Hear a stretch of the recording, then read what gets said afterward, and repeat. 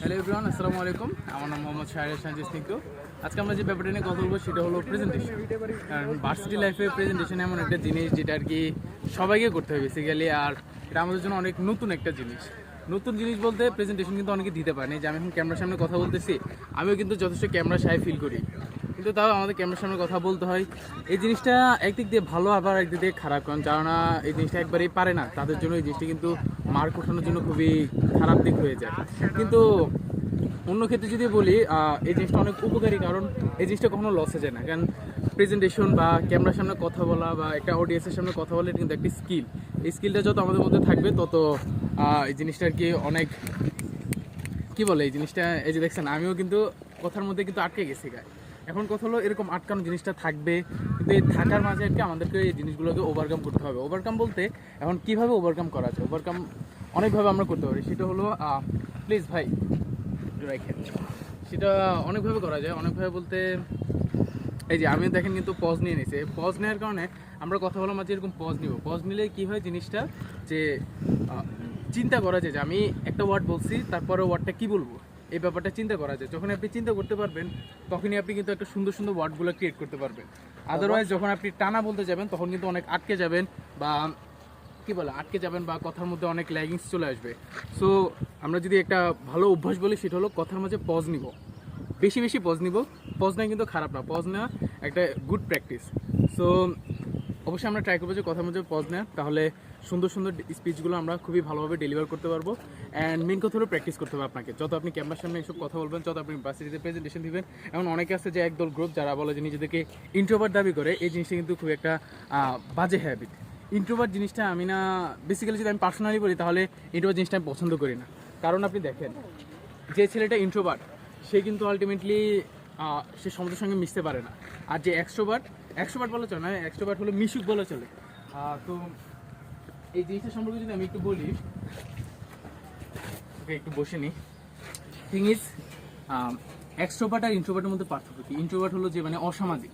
কারণ অসামাজিককে একে আমরা বাংলা ভাষায় অসামাজিক বলতে পারি। অসামাজিক সঙ্গে কিন্তু কেউ মিশে না। যদি আমি নিজে নিজে না কথা বলি একটা মানুষের সঙ্গে যায়, তাহলে কিন্তু সে কি আমার সঙ্গে কথা বলবে না। দুই একদিন হয়তো আমি যে আপনাকে বলতে হয় যে কি অবস্থা, কেমন আছে, কিন্তু 3 দিনের টাইম যখন আমি দেখবো যে আপনি আমার সঙ্গে কথা বলতেছেন না, তখন কিন্তু আমি আপনার সঙ্গে আলটিমেটলি কথা বলবো না। এটাই একটা স্বাভাবিক নেচার, এটা মানুষের নেচার। তাই আমাদের সবার উচিত যে প্রেজেন্টেশন বা এইসব কথা বলে স্কিল বাড়ানো ওয়ে হলো আমরা মানুষের সঙ্গে যত বেশি কথা বলবো, কথা বলার মাধ্যমে আমাদের এই জিনিসটা ডেভেলপ হবে। আর কোন মানুষের সঙ্গে কথা বলবো? আপনি যদি অযথা চায় বন্ধু বান্ধবের সঙ্গে কথা বলে, ইজ এ গুড থিং। আপনি এই জিনিসটা বাইতে পারেন যে ধরেন আপনি কোথাও গেছেন, রেডি, হ্যাঁ রেডি।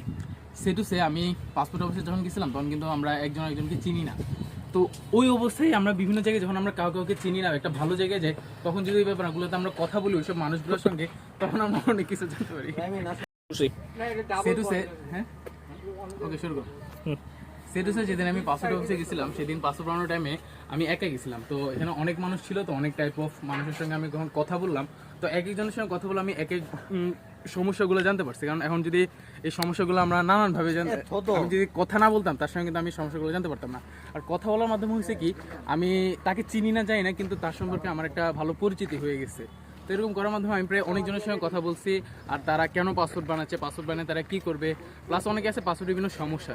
তো আলটিমেটলি কথা বলার কারণে আমি পাসপোর্ট রিলেটেড যত সমস্যা করা দরকার সেগুলো কিন্তু আমি সলভ করে ফেলতে পারছি। এই হলো, এই যে এটা হলো একটা উদাহরণ দিলাম। আরও একটা উদাহরণ যদি দিই, সেটা হলো আমি একদিন কই গেছিলাম, হ্যাঁ আমি কই গেছিলাম আমি একদিন, হ্যাঁ এই যে খুলনায় গেছিলাম আমি একবার। খুলনার কাজটা হলো কি একটা কাজে জানি গেছিলাম, ঠিক আমার মনে পড়তেছে না। ওখানে একটা ভালো জিনিস করছি, সেটা হলো আমি যখন খুলনা স্টেশনে নামছি, স্টেশনে কিন্তু আমি কাউকে চিনি না। তো আমি টিটি অফিসার ছিল, যে টিটি অফিসে বলো যে আর কি রেলওয়েতে চাকরি করে ওনাদেরকে যে অফিসাররা, তো ওনাদের সঙ্গে আমি কন্ট্যাক্ট চাইলাম যে খুলনায় কোথায় কোথায় ভালো জায়গা আছে, কোথায় ঘোরা যায় আর কি, প্লাস কিছু লোকেশন ছিল ওগুলো আমার জানার দরকার ছিল। অ্যান্ড দেন সেগুলো জানার পরে তারা আমাকে এক জায়গায় নিয়ে যাওয়ার পর ওখানে বিভিন্ন বড় বড় কর্মকর্তারা ছিল, বিশেষ করে বিশেষ দেওয়া কয়েকজন ছিল। তো ওনাদের সঙ্গে কিন্তু আলটিমেটলি আমি কথা বলতে একটু ঘাবড়েছিলাম, কারণ ঘাবড়ানোটা স্বাভাবিক। কারণ আমার সামনে যদি একজন সিনিয়র প্লাস একজন বিশেষ ক্যাডার যদি বসে থাকে, তাহলে তো আমি একটু ঘাবড়ানোটা স্বাভাবিক। যখন আমি ওনার সঙ্গে কথা বললাম, ফ্রিলি কথা বলার চেষ্টা করলাম, আস্তে আস্তে দেখলাম যে আমার ভিতরে যে জ্বরটাতে ছিল সেটা কেটে গেছে। এভাবে বিভিন্ন জায়গায় যখন আমি কথা বলার চেষ্টা করলাম, তখন দেখলাম যে আমার আলটিমেটলি যে জ্বরটাটা সেটা কেটে গেছে। আর এভাবে আমরা আর কি বাংলা কথা জ্বরগুলো কাটাই ফেলতে পারি। কিন্তু ইউনিভার্সিটি বলেন বা বিভিন্ন বিজনেস প্রেজেন্টেশন বা প্রফেশনাল যেসব মিট আপগুলো বলি ওগুলোতে কিন্তু আমরা বাংলা ইউজ করতে পারি না। হ্যাঁ, বাংলা ইউজ করা যাবে না এরকম না, কিন্তু সেসব ক্ষেত্রে ইংলিশের দক্ষতাটা অনেক বেশি কাজে দেয়। এখন ইংলিশের ক্ষেত্রে যদি আমি বলি, ইংলিশে আমি অতটা ভালো না, কিন্তু আমি ট্রাই করি আমি যেসব ইংলিশ ওয়ার্ডগুলো আছে ফ্রিকোয়েন্টলি ওগুলো দিয়ে কথাগুলো ইউজ করার জন্য। কারণ আমি এখন যা পারি সেটা দিয়ে যখন আমি ইউজ করতে থাকবো, আলটিমেটলি আমি ওগুলো দিয়ে একটা ভালো ভালো ওয়ার্ডগুলো যখন আমি ভোকাবুলারি বাড়াতে থাকবো আস্তে আস্তে, তখন আমি সুন্দর সুন্দর ইংলিশভাবে স্পিচ দিতে পারবো। তখন আমার প্রেজেন্টেশন স্কিলটাও যেমনি পারবে, তেমনিভাবে আমার যে মানুষের সামনে ইংলিশে ডেলিভারি করে স্পিচটা সেটাও পারবে। আপনি একটু সেট করে আসেন। তো এভাবেই আমি আমার বাংলা আলহামদুলিল্লাহ দিলে বাংলা জড়তাটা আমার কেটে গেছে। তো শুধুমাত্র এখন আমার যদি একটু ভীতি বা বলেন জড়তা থাকে, সেটা হলো ইংলিশের ক্ষেত্রে আছে।